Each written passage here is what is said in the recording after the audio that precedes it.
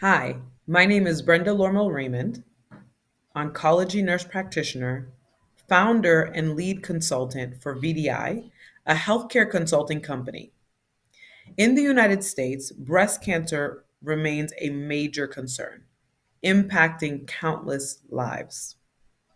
Breast cancer is the second leading cause of death among women, claiming thousands of lives each year. Black women are particularly affected. Today, we want to emphasize the importance of mammogram exams. Breast cancer affects millions of women nationwide, but early detection can save lives. A mammogram is a simple, non invasive procedure that can detect abnormalities in the breasts before they can be felt. By scheduling regular mammograms, you're taking charge of your health and increasing the chances of early detection, which leads to better healthcare outcomes. We urge all women, especially those over the age of 40 years old, to prioritize getting their mammograms. It's a small investment of time that can have great impact on your health. Let's unite as a community to support and uplift all women in this battle.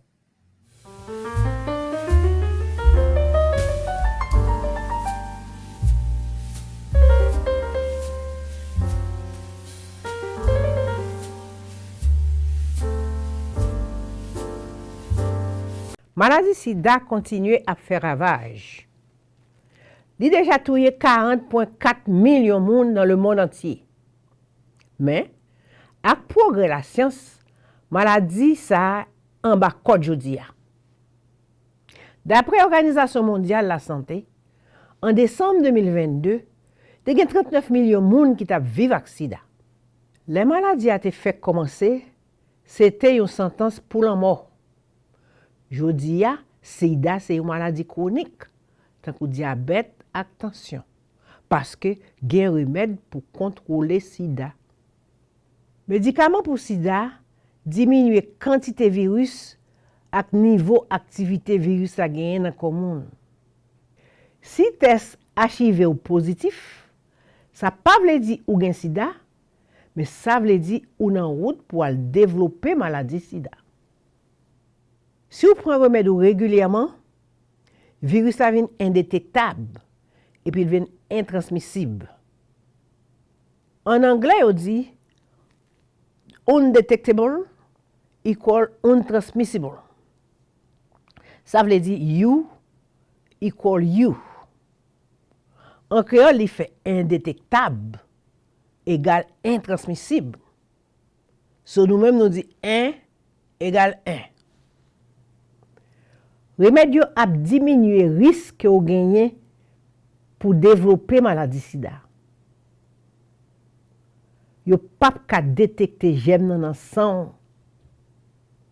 Ça veut dire ou pas ka passer gem nan ba l'autre monde. Haïtiens, mes frères, yon de l'autre, on nous bloque sida.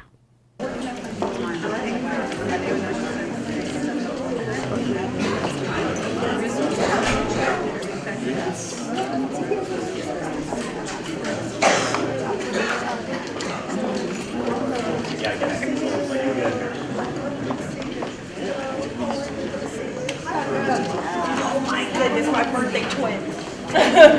Oh no.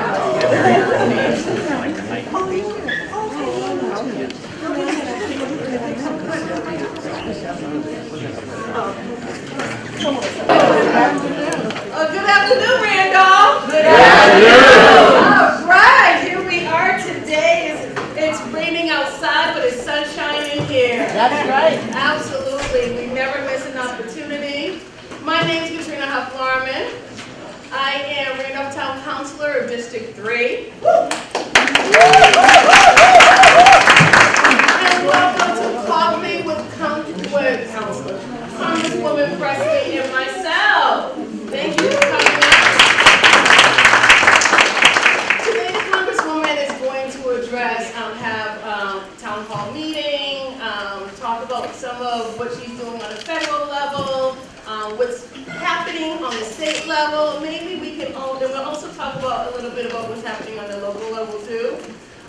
We had a special call to our Haitian community to make sure that they are present, because it's all about how can we make our new friends feel comfortable and be here, and how can we support. So before we go forward, we want to make sure we recognize the town employees. So Brian Howard, will you please join me in giving a welcoming to the town of Randolph? My name is Brian Howard. I'm the town manager here in the town of Randolph. We are honored to have the Congresswoman present with us here today. I can speak certainly directly as the town manager on the hard work and effort put forward every single day by the Congresswoman. And I also want to mention the staff of the Congresswoman, because a lot of times on a day-to-day basis, there are certain issues that may come up, but they don't rise to the fact that I need to speak directly to the Congresswoman, but speak to members of the staff, and they can help us with issues, veterans issues, for example. So I do want to certainly thank the staff that's here today. We have a number of town councilors, as was already mentioned, Katrina Coughlin, who is our host here today, Kevin O'Connell, Chris Alexopoulos. We do have Town Council Clerk Natalie Oliveras with us. Wonderful building that we're in, Director of Community Programs, Liz LaRossi. We have the school superintendent, Tia Stavell, in the back. Principal Nicholas from Randolph High School. All the Christine Kangashaka, Community Wellness Planner. Now it's nice here, we have a number of the library trustees. The library last year was awarded over $500,000. Randolph is going to have a mobile bookmobile that went through the Congresswoman's office. We're completely excited about that on the move. So Kevin Donovan is the president of the library trustees that's present here today. I think there are a few other members of the trustees here. Mr. Albert, yes. Randolph Community Television is recording this, which is great. So for the folks at home who were not able to join us here today. When you walked into this building, you saw a photo of Paul Fernandez. Paul Fernandez is a former selectman, FinCom, town councilor, passed away unexpectedly. His family continues to raise funds for this building, and I know Mary is here today. Mary Fernandez. Thank you, Mary. And I do see a former town councilor in the way back, Natasha Clerget. Natasha. And one final thing, which I know there will probably be some discussion about in a little bit. When I talk about the earmarks, we have been able to receive more funds in earmarks over the last 3 years than at any time in Randolph's history, from what I can tell in the math that I've been doing.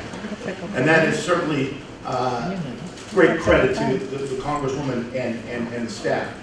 This year alone, we're going to be receiving just under $1 million towards our brand new water treatment.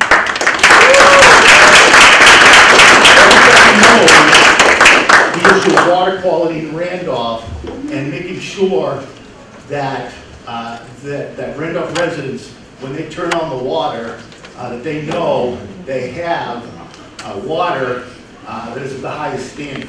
And this new water treatment plant is going to bring us there. And I am, to say that we are elated to receive this $1 million would be an understatement. So I do want to highlight that to the community, just how important some of these initiatives are that we've been able to accomplish. And I think that was a corner of my eye just I see Marie Larson. So let's get started with this program, just to give you a little information about the Congresswoman. Congresswoman Ayanna Pressley ran in 2018. I remember that race. We had a long-standing congressman nice person, absolutely, not taking anything away. But when I heard at the time Miss Ayanna Pressley was going to run for Congress, I was like, oh, I'm all in.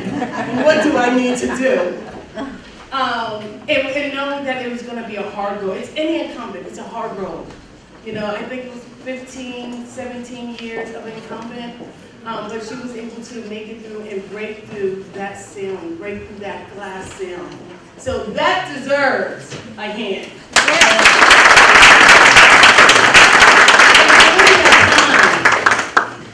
There were people saying, oh, there's not going to be any change. Democrats do Democrats things. She's not going to be able to do anything different. Well, today in District 7 and beyond, our Congresswoman has made a change. Yes. Just to name a few, she has organized student debt cancellation. So far, 138 million has been canceled. Oh, billion has been canceled. Whoa. Yes. Billion. 138 billion has been canceled.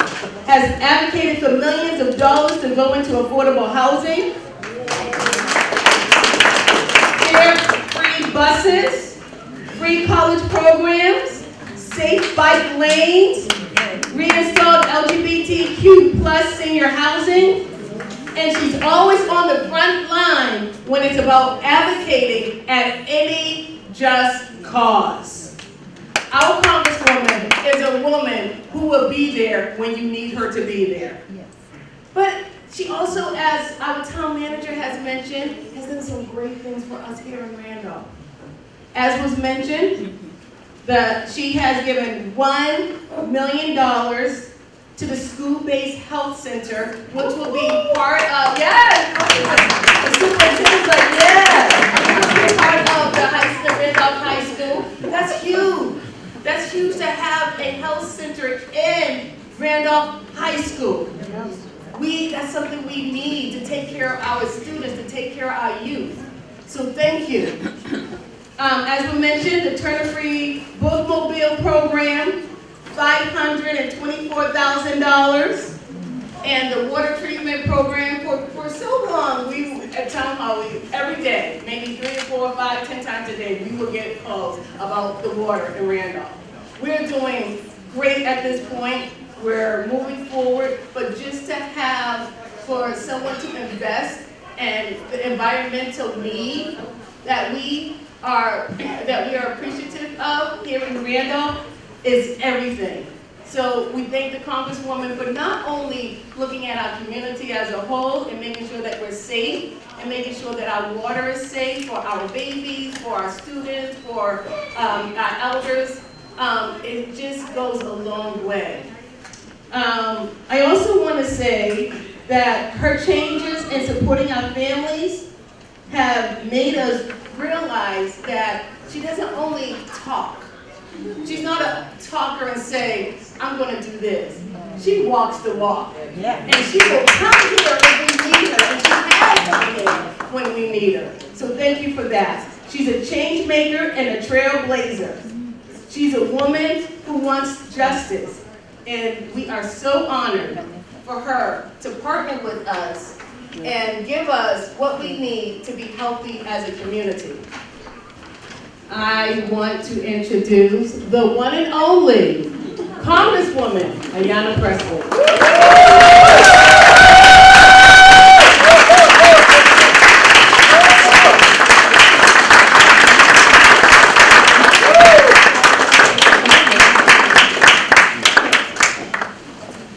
Thank you, everyone. Thank you, Counselor, for that warm introduction, and thank you for that warm embrace, the one that you have extended to me since I first entered into the town of Randolph as a candidate. And bearing that in mind, it's so important to me as I'm honoring those who came before me, whether it's Paul Fernandez or Ken Clifton. Oh,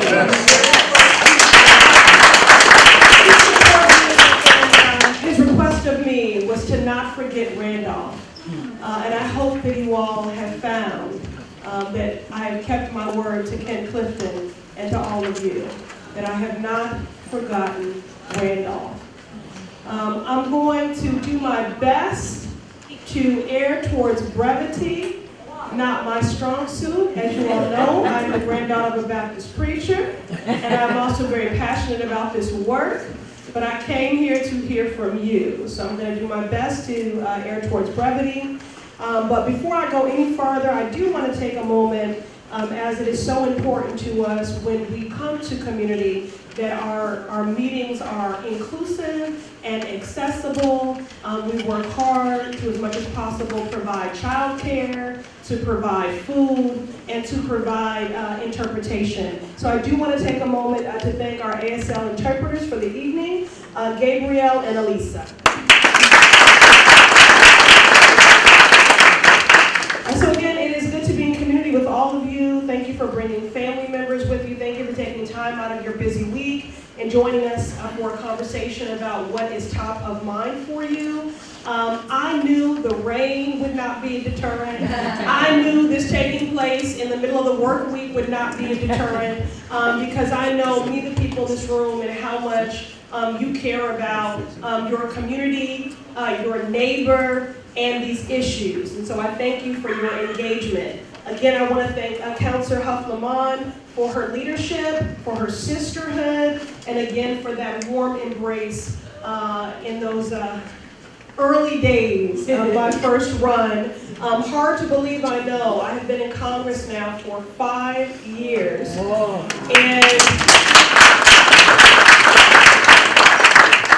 I certainly could not have anticipated that in those 5 years that I would have been onboarded as a freshman member in the midst of a federal government shutdown, that I would have been governing during 2 impeachments, surviving an insurrection where I was on the floor of my office in the dark with my husband and our chief of staff. So I know just how close we came and how close we still are to a complete decimation of our democracy. And a global pandemic. So a federal government shutdown, 2 impeachments, an insurrection, a global pandemic, and of course the 118th Congress under this Republican majority has been chaotic from the outset, where we have often found ourselves at the brink of another government shutdown. So these are unprecedented times. But we have met the moment.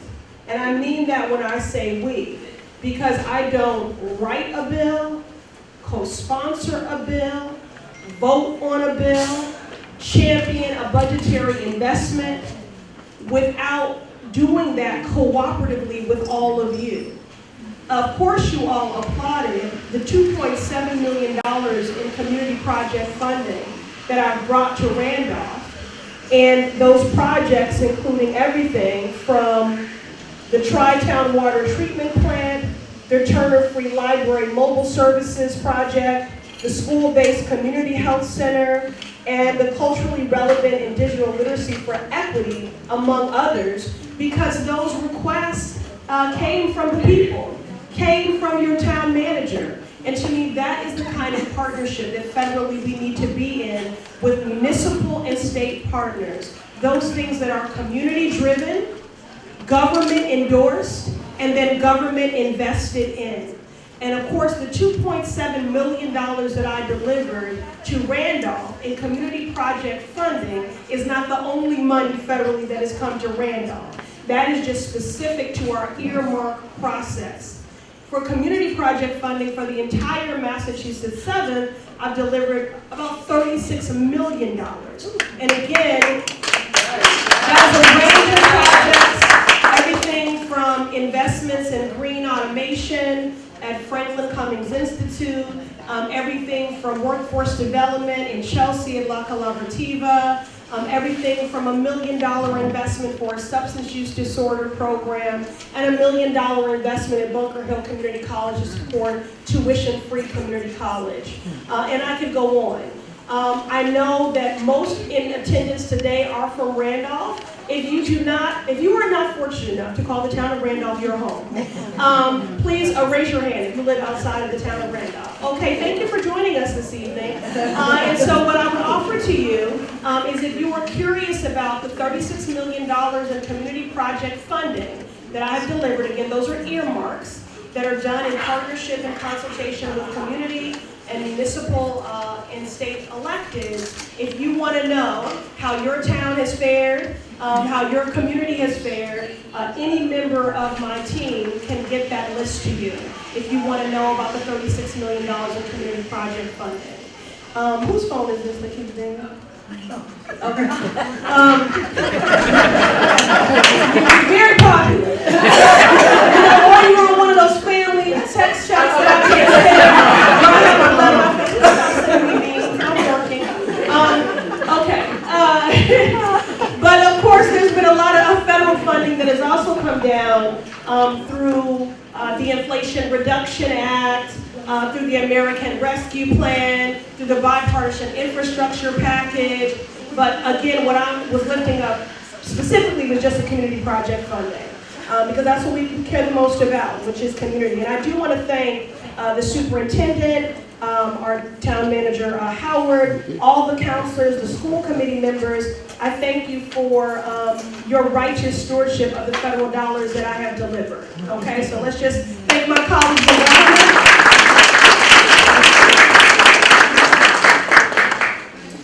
As someone who remains squarely focused on eliminating the racial wealth gap, which is a $10 trillion crisis, that is a problem for everyone, not just black folks, not just black America. And so in addition, when we do our meetings, to being intentional about interpretation and translation, childcare and food, we also are very intentional about supporting women and minority-owned business. And so I do, again, want to take a moment to thank Mary, our local vendor, our Mosaique Tea Company. Thank you for the tea this evening. I am a tea enthusiast. I don't drink coffee. Once I learned that Nancy Pelosi and Elizabeth Warren didn't drink coffee, and they're some of the most indefatigable people I know, I gave it up 5 years ago. But I am a tea enthusiast, so I thank you. I also want to thank Councilor Huffleman and Town Manager Howard for acknowledging my indomitable and brilliant A-team. I could not do this work were it not for them. Some of you may remember I was an aide myself for 16 years, 11 years with United States Senator John Kerry, 4 years with Congressman Joseph P. Kennedy II, and of course I served on the City Council for 8 years. So I know that none of this work is possible without these dedicated public servants, and I consider them to be essential. I consider them to be first responders in their own right. So I do just want to have my A-team just raise your hand so people can identify you. Okay, Eddie, Sophia, Ricardo. Okay, then on the outside here we have Eric and Diana as well. So I thank my team. Okay, all right, so I'm just going to provide, we talked about community project funding. We talked about the contrast of this moment we find ourselves in. In DC, obviously, we're still in a time mired with great chaos. I think many of my colleagues, unfortunately, are disconnected from what matters most to everyday people. And again, I want everyone to know, when I say Republicans versus Democrats, I'm not trying to be partisan here, okay? I will work with anyone in the name of progress on behalf of my constituents, and I have. In fact, my bill, the Post-Disaster Mental Health Act, which was signed into law by President Biden, had more Republican co-sponsors than Democratic co-sponsors. So I don't have any problem with sitting and working with anyone in the name of progress. But it is hard to have an honest conversation with dishonest people. Yes. And the fact of the matter is, more often than not, that under this Republican majority, people have not negotiated in good faith, and they have not been focused on the things that matter most to you. I don't want to spend my time in oversight committee hearings on baseless impeachment inquiries. I want to be spending my time in the Financial Services Committee on our housing crisis. And when Maxine Waters was the chair of Financial Services, and Democrats had the gavel, we had 55 hearings on housing. And under a Republican majority with Chair McHenry on the Financial Services Committee, we have had 2. So I just offer that as a contrast of the fact that every day I'm fighting to mitigate harm and to still advance progress for this district, even when there are those who I think are governing from a place of callousness and are disconnected from what matters most. And they continue to try to advance an extremist, far-right, anti-immigrant and xenophobic, anti-worker, anti-woman, anti-LGBTQ, undemocratic agenda. Those are the facts. Yeah, thank you. So, okay, we won't clap that they're doing that, but we'll clap that we're doing our part to prevent all of that harm, okay? And I really do mean we all do that work together. So I want to lift up some of my committee assignments. Again, I serve on the Financial Services Committee, which under that includes consumer protection, housing, homelessness, banking and financial services industries, student debt. And 2 quick things I want to lift up that I've done while serving on that committee. I'll work backwards. More recently, I demanded racial equity receipts from the 5 largest banks who, at the height of Black Lives Matter and George Floyd, made verbal pledges of $32.5 billion to advance racial equity. And so I asked for the receipts because our financial institutions, our banks, with practices of redlining, which denied Black families the ability to build generational wealth, with lending disparities when it comes to mortgages or small businesses, with many of their practices, have in fact created this racial wealth gap. And so I believe they have a role to play in undoing that harm. And they did respond with some 200 pages of information, which my team worked hard to analyze. But that's something I've done under the Financial Services Committee. Again, they made pledges of $32.5 billion. I wanted the receipts on where did it go. And so that advocacy and that oversight continues. Secondly, I introduced legislation called baby bonds. And I introduced that with Senator Cory Booker. It's what you call a bicameral bill. And the bill is actually called the American Opportunity Accounts Act. But the shorthand of it is baby bonds, and it's just what the title says. It creates a bond for babies at birth of $1,000, focused on the lowest socioeconomic incomes, okay? Which by and large are Black people. And over the next 18 years, the Treasury pays into that account. At the age of 18, that young person can allow that money to sit there and continue to accrue, or they can withdraw it. And we have projections of that being as much as $18,000 to $24,000. So what that means is they only have, but my bill says they can only spend that money 3 ways. They can buy a house to build wealth, they can start a business to build wealth, or they can use it for higher education. Wow. And although Senator Booker and I are still working hard to advance this bill federally, again, Congress is a little dysfunctional right now, so it's very hard to move federal legislation. However, our bill has been getting traction in state legislatures throughout the country. Connecticut has passed baby bonds. Vermont recently passed baby bonds. California passed baby bonds. Illinois passed baby bonds. And Treasurer Deb Goldberg is now piloting a program in Massachusetts based on that bill. And I do believe that that will go a long way in addressing the racial wealth gap, in supporting those families living on the margins the most. Because again, it's targeted towards babies born in the lowest socioeconomic brackets, okay? So let's get it up to the power of the pen. We love y'all making progress. Okay, the other thing that I've done, I want to lift up under the Financial Services Committee is I've championed the issue of student debt cancellation.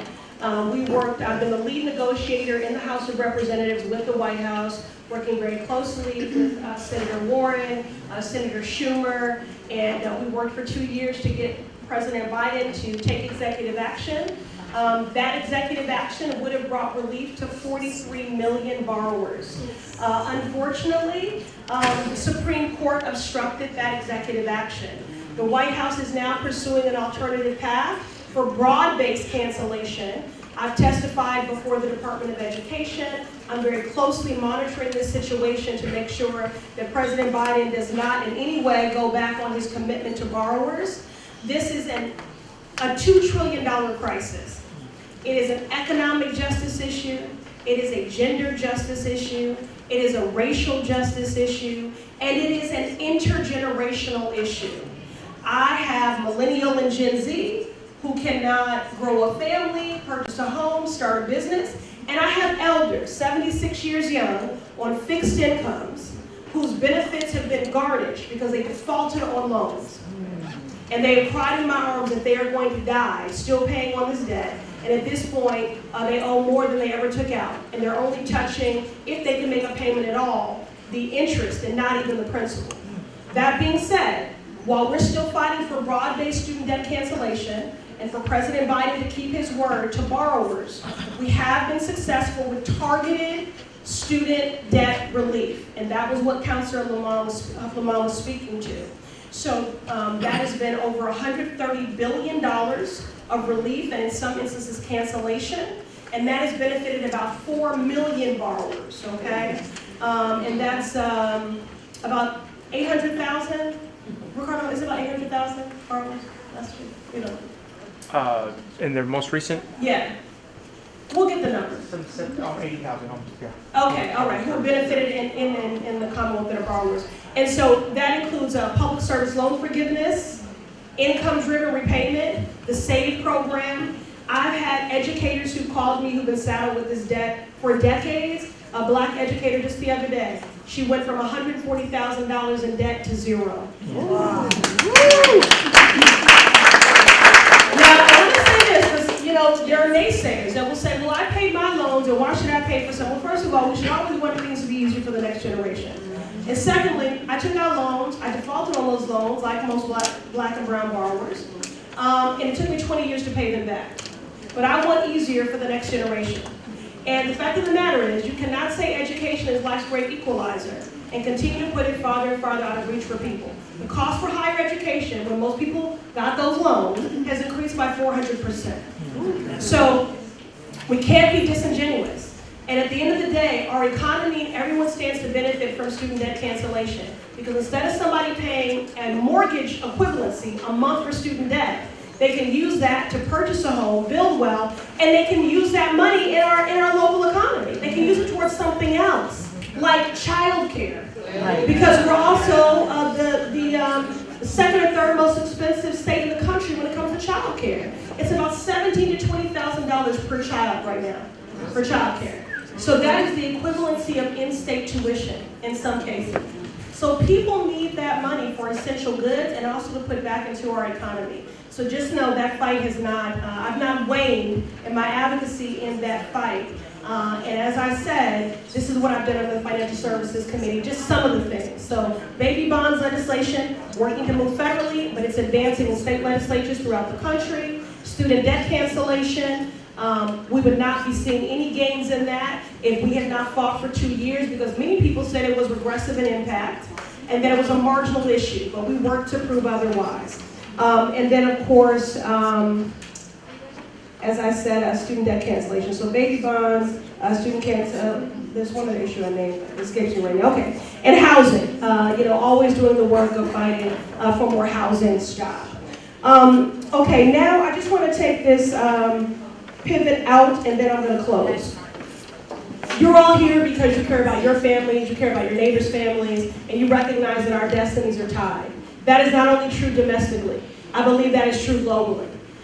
Which is why, although I don't serve in the Committee of Jurisdiction, I'm not on Foreign Affairs, I remain very invested in and concerned about the situation in Ukraine, about Central America, about the situation in Gaza, and the situation in Haiti. In addition to serving on the Financial Services Committee, serving on the Committee on Oversight and Reform, co-founder of the Future of Transportation Caucus, chair of the Abortion Rights and Access Task Force for the Pro-Choice Caucus. I also proudly co-chair the House Haiti Caucus. Now, this is a caucus that has been dissolved. that about 3 years ago we resurrected, not knowing at all that we would be dealing with another earthquake, hurricanes, the assassination of a president. But myself, Congresswoman Yvette Clarke from New York, Congresswoman Sheila Shurflis McCormick out of Florida, and others resurrected this caucus. I represent the third largest Haitian diaspora in the country. And I believe if Black lives really are to matter, then that must include Haitian lives as well. And as co-chair of the House Haiti Caucus, I've continuously advocated on behalf of diaspora, both home and abroad. I am deeply alarmed by the recent state of emergency declared in Port-au-Prince and concerned for the well-being of the Haitian people as they face the threat posed by violent gang activity. After nearly 3 years since the assassination of President Mosaique, the people of Haiti continue to face overlapping crises of economic and political instability, as well as violence terrorizing the island.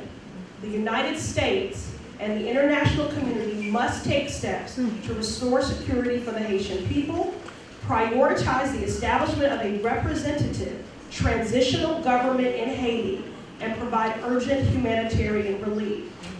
The Department of State has begun planning charter options to assist in departure of U.S. citizens from Haiti.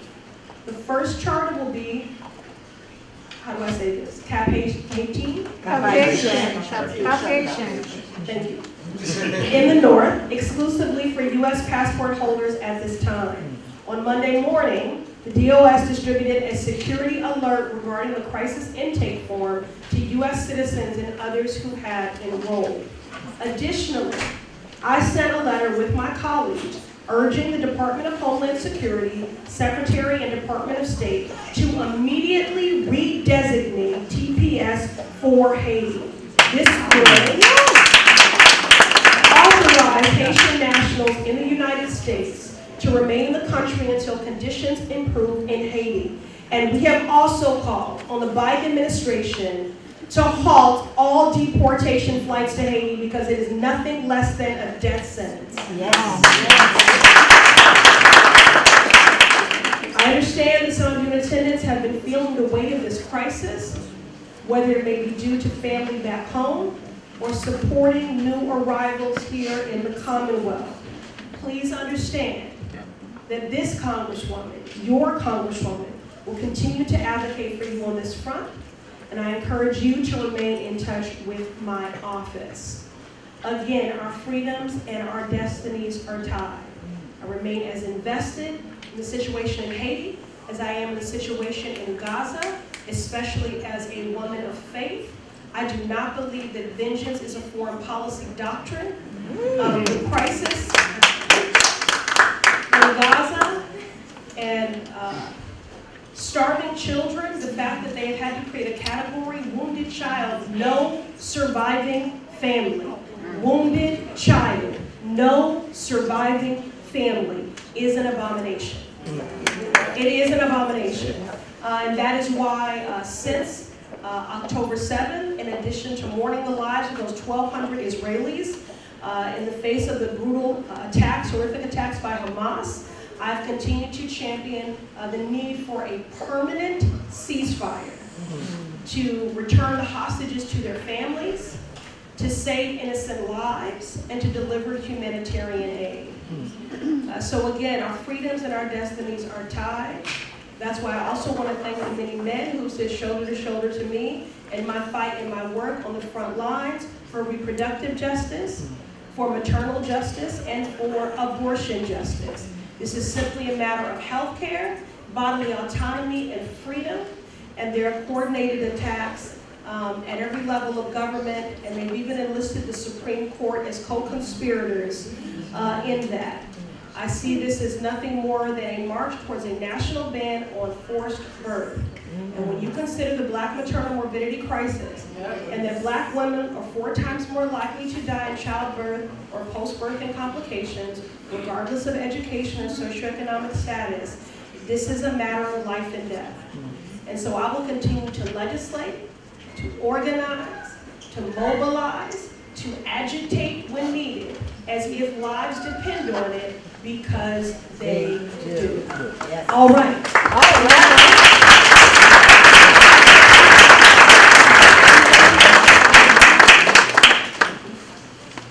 Okay. Okay, I think you can, people in back can hear, Mary, can you hear me? I can hear you. All right, thank you so much, thank you so much. Before we go on, I just want to make a couple announcements. Ida Gordon made it here from the town, from school committee. Ida, can you give us a wave?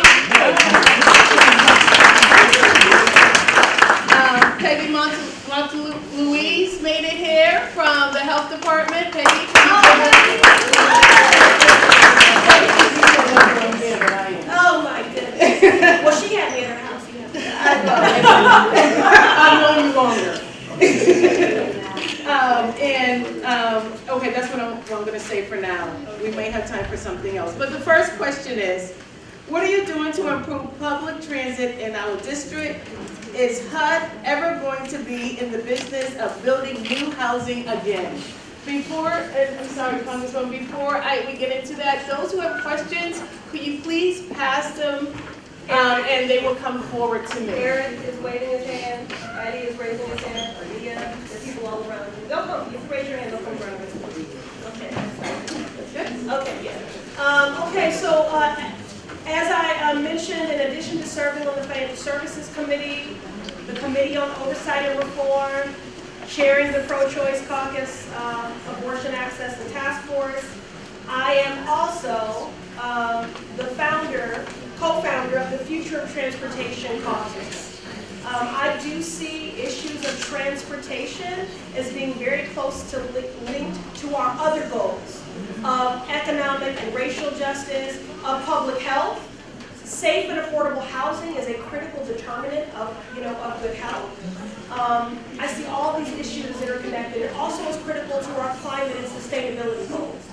So I established this Future of Transportation Caucus so that federal investment would not only focus on highways, roads, and bridges, because truth be told, federal transit funding has been limited in scope and often perpetuated inequities. I want to see a greater emphasis on investments in multimodal infrastructure, so public transit, trains, buses, bikes, walkability, and again, that's a priority of mine, and that's why we established this caucus. And we did see in the bipartisan infrastructure package investments in public transit, which has not traditionally been the case. I also introduced legislation with Senator Markey called the Freedom to Move Act, because it is just that simple. If we do the work of making the Massachusetts 7th more affordable, more livable, where everyone is healthier and can thrive, it's really critical that people can navigate it. And they can navigate it without hardship. Access to transportation must be accessible, it must be affordable, it must be rapid, and it must be reliable. And I believe that federally we should invest in public transit as the public good that it is. I believe it should be free. And that is why, some of y'all are nervous about that, but I can make the case. If you all care about all of these other things, and I know you do, that we've spoken about briefly here, we have seen the impact of fare-free buses and what that has meant for people being more effectively gainfully employed because they have closer connectivity. Transportation is about connection to housing and jobs. Yes. In fact, if you look at our buses, and I'll just move on from here, there was a study done by Livable Streets, which is one of the partners I work with, and it said the average Black bus rider in the city of Boston rided, waited, transferred an additional 64 hours. So what that means is that Black Boston bus riders, and I'm sure this is a systemic challenge for any marginalized communities, that they were riding, waiting, transferring to get to work, to get to childcare, to get to healthcare, to get to school. So transportation justice is economic justice, is racial justice, is housing justice, is healthcare justice, is climate justice. So that remains a priority of mine, and some of you may be aware of the fact that for most of my life, actually, I've relied very heavily on public transportation. I don't drive. And so I know just how important it is. Okay, the second question was about housing. Yes. And again, I just have to state the facts as they are. There was a bill called Build Back Better, which had an investment in housing of $150 billion. Maxine Waters, then the chair of the Financial Services Committee, when the Democrats had the gavel, when the majority, fought for those investments. Unfortunately, that bill died, and it became the Inflation Reduction Act, which did very important things, like capping the price of prescription drugs, insulin at $35, investments in climate resiliency, but those housing investments went away. And so HUD they need money, and they need Congress to make that a priority so that they can get the resources that they need. We know we have a housing affordability crisis in this country, and we have a supply problem. And that is exactly why we need robust federal investment. So I will continue to fight for that.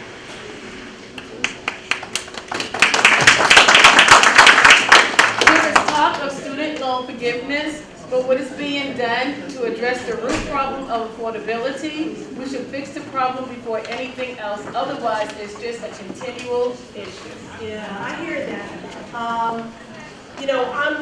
I think we have to be at parallel tracks, which is why I continue to fight for expansion of Pell Grants, investment in historically black colleges and universities, in our vocational schools.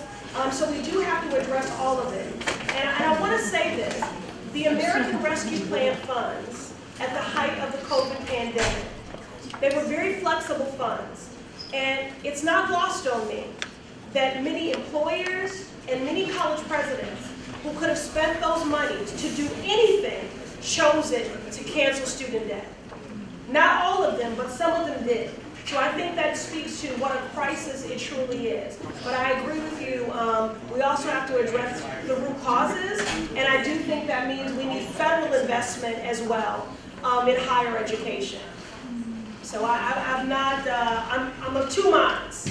So I'm not doing one and not the other. I'm looking to address all of it. We were lucky to buy our home when interest rates were low, but how could our kids hope to buy a home in Randolph or any city in this town, in Massachusetts? Yeah. Listen,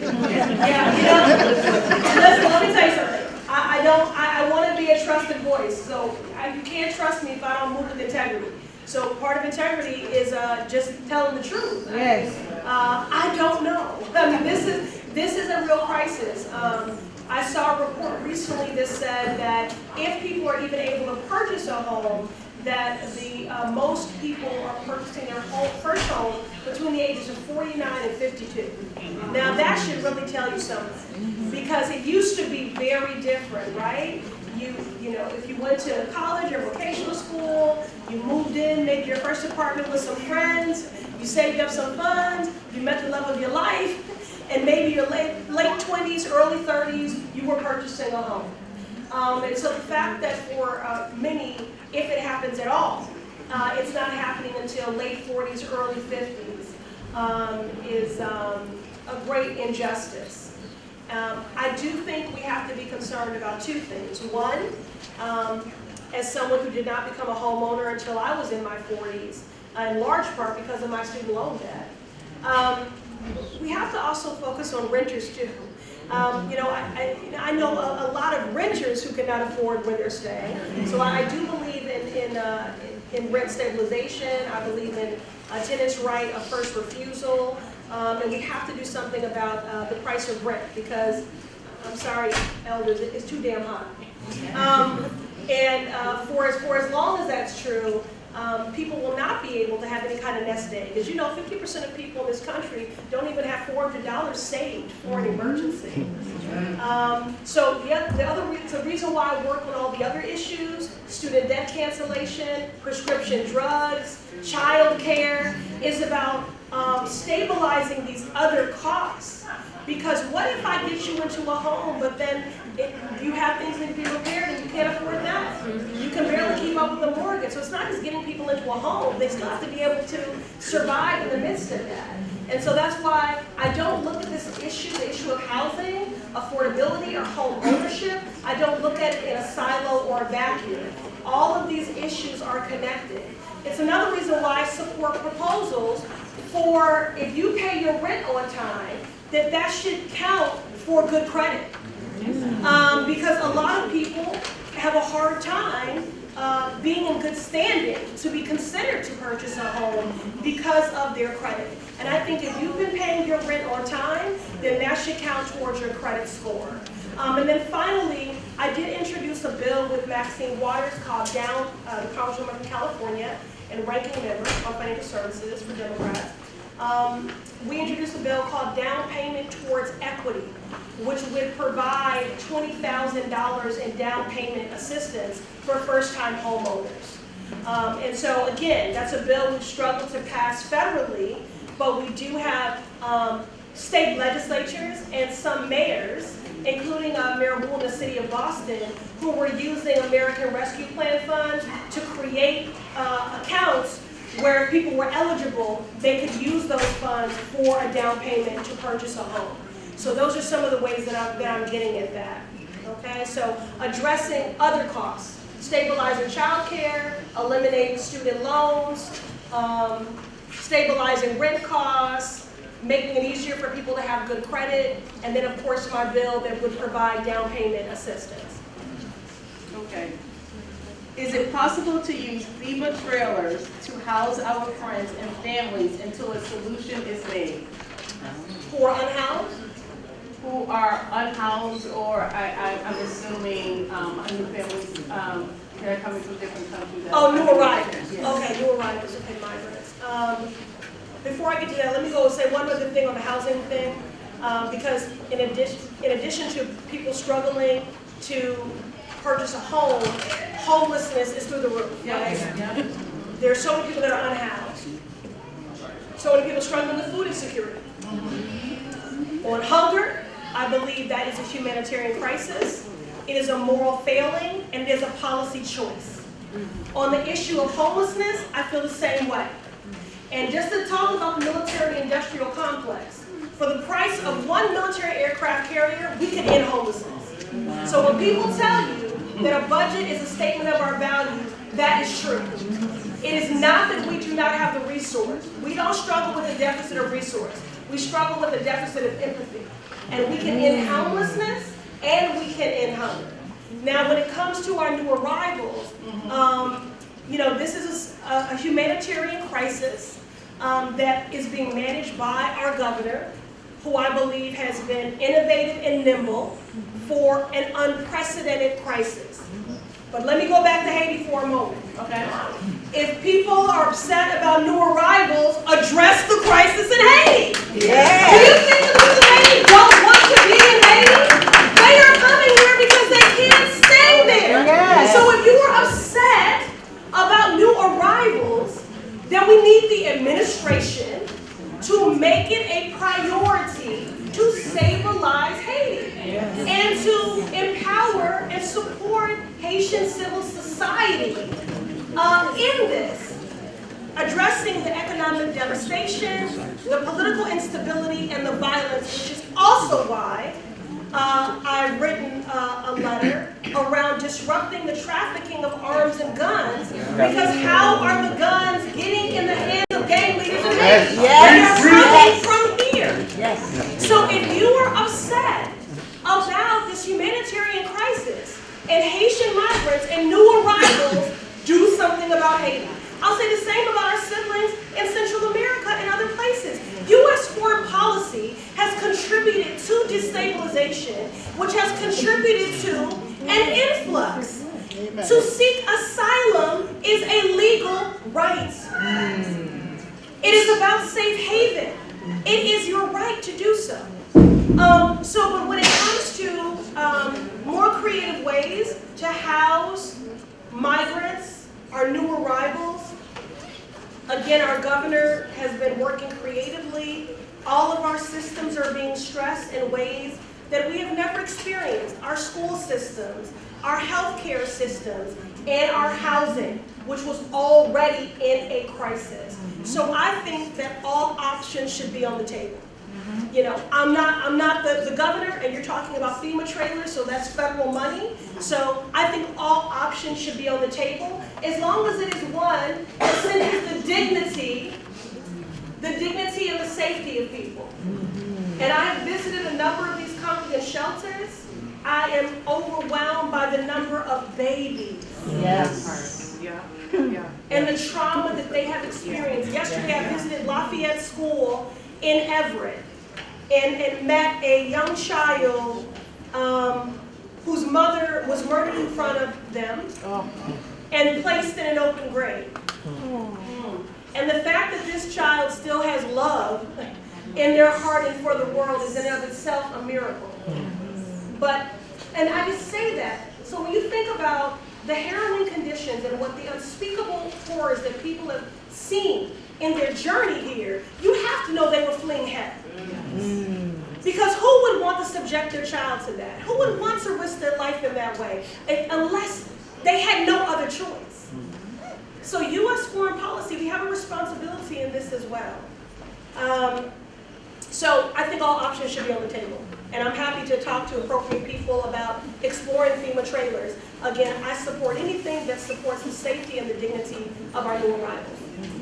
So there were a number of questions also around our new arrivals and how to support the new families. I think you have addressed that and willing to work with individuals on making those situations heard and doing something about that. So with that said, if you don't And work mind, permits. We also advocated for those work to permits, be yes. expedited, because that's the other thing I heard from so many families when I visited these congregate shelters, is that they want to work.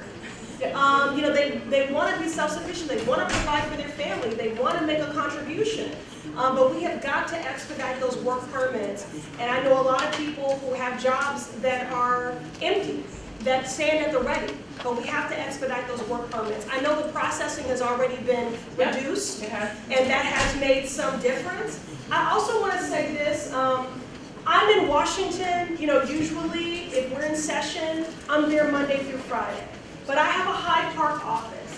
I have a district office where all the people that you saw here today who are part of what I call my A team, that they work out of. If you have constituent services needs relative to housing, immigration, passports, Social Security, whatever the issue is, that is what we're here for. So just because I'm in Washington does not mean that you cannot get the help that you need. You don't only call me Bernadette, my sister. Hi! You can call my people. Okay, oh my God. You know, she loves problems. She loves problems. You know, and everyone. But I just want to say, you know, don't forget that although I'm in Washington, I do have an office here, and our commitment and our priority is all of you. So please don't hesitate to reach out to this. And that includes on the issue of student debt.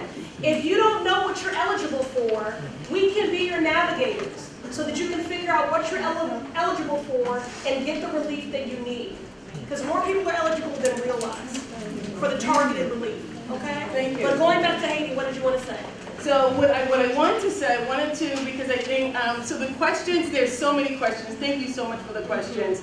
All the questions, Congresswoman's administration will definitely answer all these questions because we just cannot hear them all today. There are so many of them. However, I do want to mention, because I also received the question during this process, will there be additional English classes in the high school? So I just want to give some feedback on what we're doing here in Randolph when it comes to the new arrivals. One thing that we are definitely doing ESOL classes at the shelter in Stoughton. So Randolph DEI Coalition is coming together to offer classes in Haitian Creole. We've been back and forth to make sure that we are taking care of the families there. We're doing a baby essential clothing drive. Randolph Youth Council, Springer Water Christian Assembly, First Baptist, Randolph DEI, and any other organization who wants to be part of that. Okay. Yeah. You don't mind her saying that again, because that's an important question. We want to make sure everybody gets it. Okay. Okay. So some of the things that we're doing here in Randolph to make sure that we're taking care of our new families, to make sure that we have additional English classes that will be taking care, that we will be doing at the in Stoughton at the shelter. We've been back and forth 3-4 times to make sure that families are being treated well. So we're in the process of doing that now. We are also collecting baby essential clothing, having a baby essential clothing drive. Randolph Youth Council, Springer Water, Christian Assembly, First Baptist Church, Randolph DEI Coalition, and any other organization who wants to be part of this drive to make sure that we get the correct clothing and the correct baby essentials to the shelter. Also, one thing I do want to mention when it comes to talking about the needs of not only our new families, but our current Haitian families that are here today as well, is that Randolph has pushed an ordinance to put Haitian Creole on the ballot. It has just made it out of committee. It was offered by myself and Jesse Ford. And this is really important because language can be a barrier. And everyone has the right to vote. And this definitely we hope that we keep people feeling empowered to vote. So between the language, the baby essential clothing, and the English classes, we're really trying to do our best so we can take care of the families here. And to me, it seems like you excite me. You excite me. This is a call to action. This is a call to action. So I want to say, those who are interested in making this a call to action, coming together so we can figure out how can we best work with our new arrivals. Let's have a conversation and let's sit down and talk about it. But we need the leaders from the Haitian community to sit with people like myself and tell me what is best for the community. Oh, wow.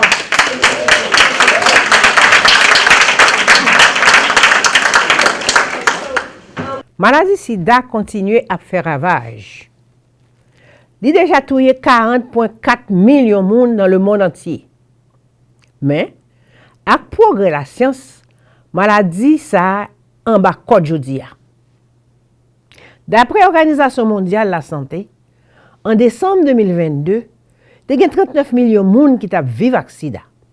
Les maladies a été fait commencer, c'était une sentence pour la mort. Jodi a, sida c'est une maladie chronique, tant que diabète et tension, parce que il y a un remède pour contrôler sida. Médicaments pour sida diminuent quantité virus et niveau activité virus a gagné dans commun. Si test HIV ou positif, ça pas veut dire ou gen sida, mais ça veut dire ou en route pour développer maladie sida.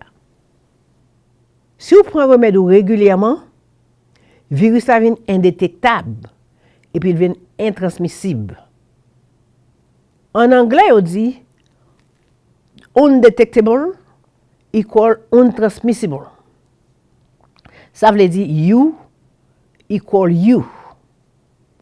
En créole, il fait indétectable égale intransmissible. So nous-mêmes, nous dit 1 égale 1. Remède a diminué le risque au gagné pour développer maladie sida. Yo pas ka détecter gène dans sang. Ça veut dire ou pas ka passer gène dans l'autre monde. Haïtiens, mes frères, yon de l'autre, on nous bloque sida.